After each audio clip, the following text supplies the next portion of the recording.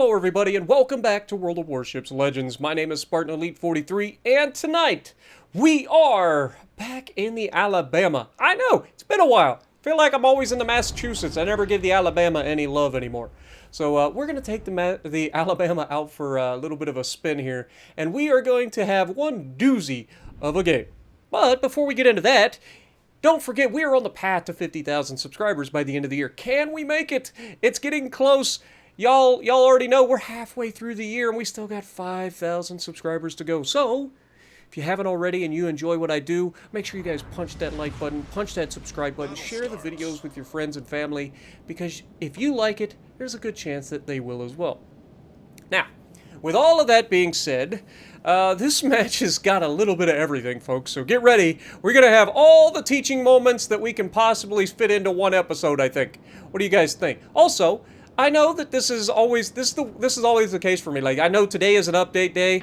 I know that there's a lot of new stuff out there, but when I record this the night before and upload it, like, none of that new stuff is actually in the game yet. So I gotta wait. So that's why we're showcasing some different stuff. But yeah, Alabama, absolutely a beautiful ship. Fantastic camo. I love this 75th anniversary camo. Yeah, we're going to go out here on this left flank. Now, there's no destroyers in this map, which means that by the time anyone gets spotted, you're going to be in a bit of a bother. Now, keep an eye on the battleship to my left. He's kind of piddle-farting around, and this is going to get him and I both screwed. I'll explain here in a moment. But it's going to screw both of us. Because what happens is, when you hang around another battleship too closely, you take away our ability to maneuver, right? One of the things that drives me crazy more than anything else in this game is when people get too close and they don't allow you the opportunity to maneuver your ship. Now here, obviously, I knew I was going to be spotted. I was hoping that they would shoot the other guy first. You can see the rune is just begging for it, so we're going to aim a little high on the side of the rune, just hoping to smack him. And inside 10 kilometers, not likely to get those citadels because of the turtleback, but we do manage to get some good hits on target. We immediately get set on fire twice, and of course, as I'm trying to turn out, Mr. Slowpoke himself has decided to just grace us with his presence. And not only that, but he's like slowing down, he doesn't know what he wants to do, and this is what's going to screw us both over. Not only did he like manage to put himself in the perfect place so that as soon as I need to disengage or try to turn out, I can't, but now we're stuck together, and I'm like, okay, well, I'll throw the ship in reverse to give him a chance to get out of the way. I don't know what the guy's game plan was. Like, I really don't. Like, it's almost like he didn't realize that everything that got spotted is ready to murder him. So, slowing down while broadside to everybody, probably not in his best interest. Fortunately for me, everybody's shooting him at the moment. So we go high up on the Awami here, just trying to get as many hits as possible. We're going to start to get into a kiting position because this is overwhelming firepower, okay? We have 3 ships over here. 3. One of them's about to die. That's why I say 3 ships. I know there's 4 of us, but the Flaunder's dead. For all intents and purposes, he's dead. And there he goes. So it's just me and a Gear and a Balti versus everybody on the enemy team, with the exception of 2 ships that just happen to be on the other side of the map. But everybody else is right here. So Alabama going to do what Alabama does, which is just start to whittle away at everybody. If we can get those broadside shots, I was really hoping to get the big hit there on the broadside of the Awami. But you can see we are taking some hits. There's a Cleveland out there, the Runes out there, the Amagi, the Awami. Fortunately, the Flaunder, in his dying breath, manages to put himself in a position where he can actually, like, Mr. President for us here. We're going to turn out away from these torpedoes. Thank goodness they're so slow, allowing us plenty of time to get out of the way. But we're in trouble. We've lost half our hit points. We've got overwhelming firepower against us. We've got multiple targets that are sitting a little bit over-angled to us, so we're going to try to reach out and touch them. Again, just trying to get as much damage as possible off of these guys if we're not able to finish them off. Awami being bow in, we've already hit his superstructure once. He doesn't have that much left to give in terms of superstructure health. So we switch over to the Amagi and we absolutely mash the Amagi. That's going to get his attention and force him to do something different. And remember, we left that rune on, like, no health. Sure, he's going to be able to, like, get away with like regaining some of his hit points. But the problem for us right now is that there's not just a Cleveland that's shooting us, but the secondaries of the Bismarck are shooting us, and there's a Kansas that's been shooting over the top of the island and getting some good superstructure hits on us. So we're in a bit of a pickle. Fortunately, we are able to start to turn away here. Our Aegir has put himself in position to just, I don't know what the Aegir's doing here. Why he decided to go out that way instead of like trying to go back with us, with me and the Balti, is beyond me. But the good news is it does allow us to somewhat try to break engagement here once this enemy Iwami goes down, which is right there. He does manage to finish off the Iwami, so he at least trades before he's dead. But again, it's one of those situations where I would have loved to have had him a little bit longer in this match, because those guns are nasty, right? But unfortunately, we get a bunch of insignificant damage on the Cleveland. Wish I could have gotten a little bit more there. I was hoping to smack him. But here you can see everybody's attention has now been drawn to the friendly Aegir, so that means he's not long for this world. And I don't know why he put himself in that sort of position. But he goes down, and that just leaves me and this Balti on this flank. Notice our Massachusetts, who should have had like all of the crossfires a man could ask for, right? That Massachusetts managed to get himself killed. No idea how. I'm assuming Kansas got a couple of licks on him, but I mean, good lord, dude. You sat in the base this entire time. Everybody was broadside to him for so long, and he manages to die before me and this Balti and the Aegir. Like, really?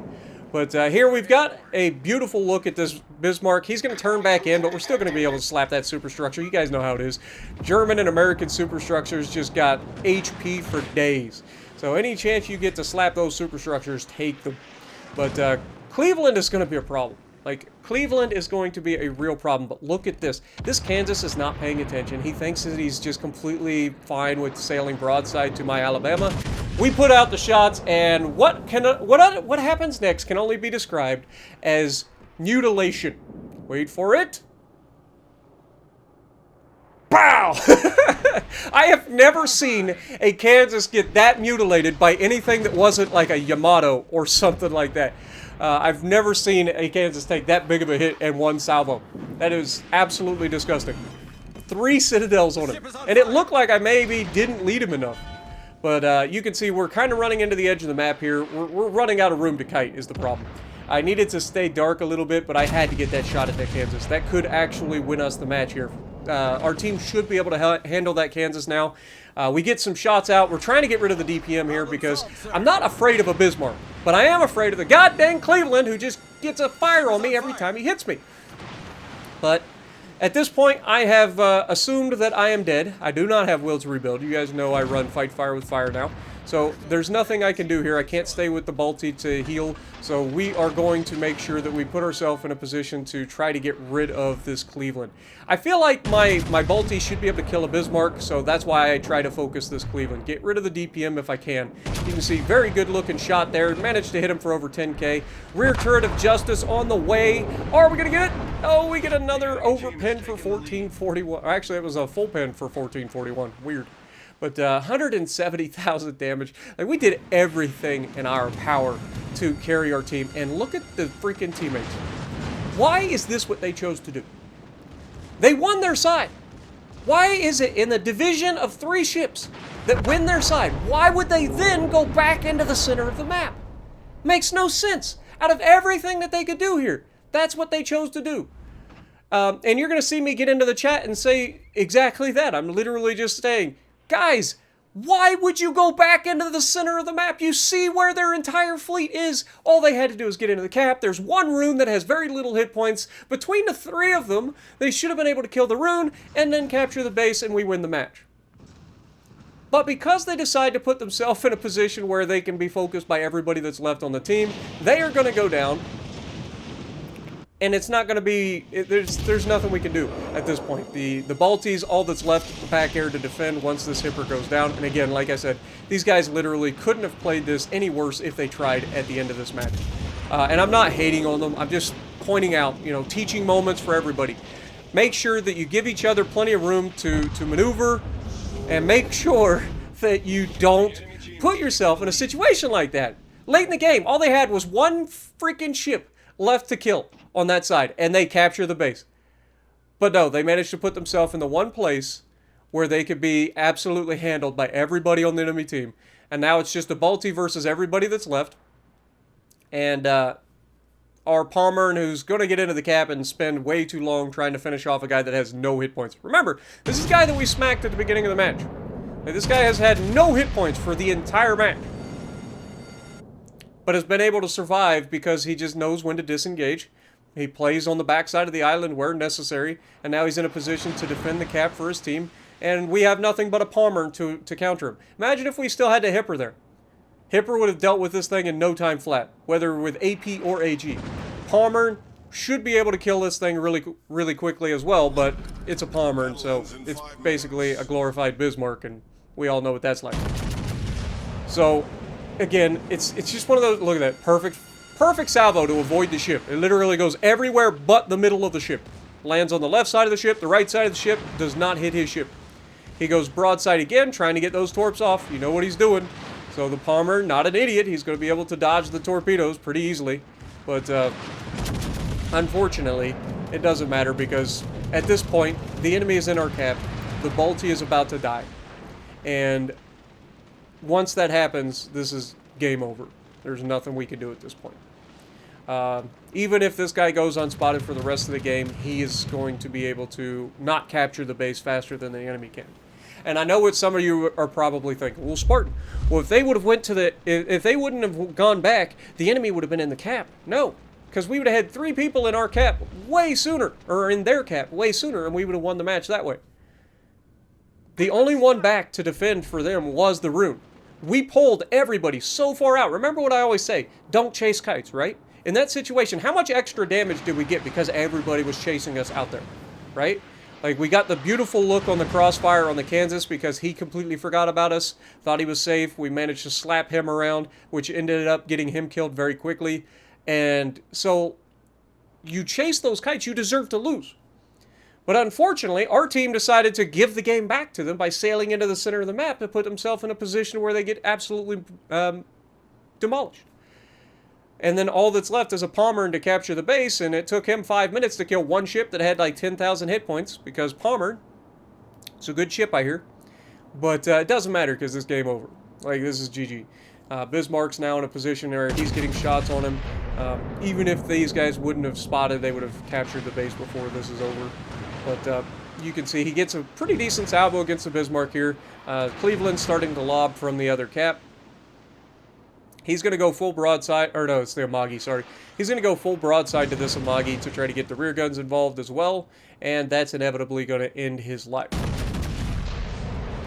So, GG's to everybody in this match, but it's just, again, it's one of those situations where this could have been avoided. This is a loss solely based on the fact that the division on our team decided that capping the base wasn't worth it. We are going to go to the center of the map and get focused.